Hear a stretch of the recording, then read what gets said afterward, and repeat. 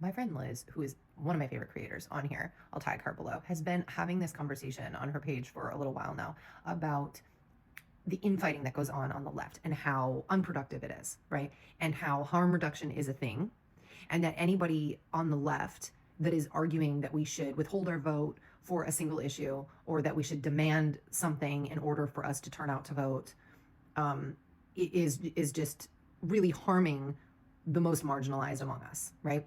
And I fully agree with her. And I saw a bunch of comments on one of her last videos that, like, it just really bothers me because I think that she's trying so hard, God love her, to get this point across, and some of you are just like not getting it. It's so frustrating because it is just a practical, reasonable thing to say that the Republicans and the Democrats currently are not the same. So you can be mad at the Democratic Party. That's fine, and we all are, right? And you can say, well, they're not doing enough, they're not progressive enough. You know, all these are fair critiques.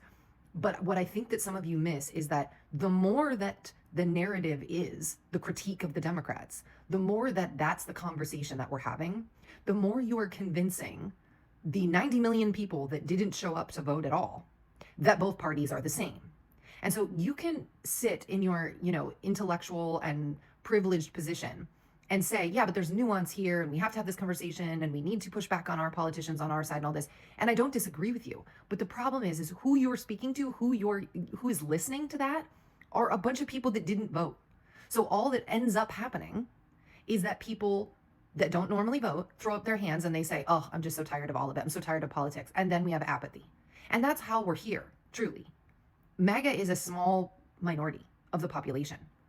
The only reason that they won at all is mostly because people didn't show up to vote and some percentage of Democrats voted third party.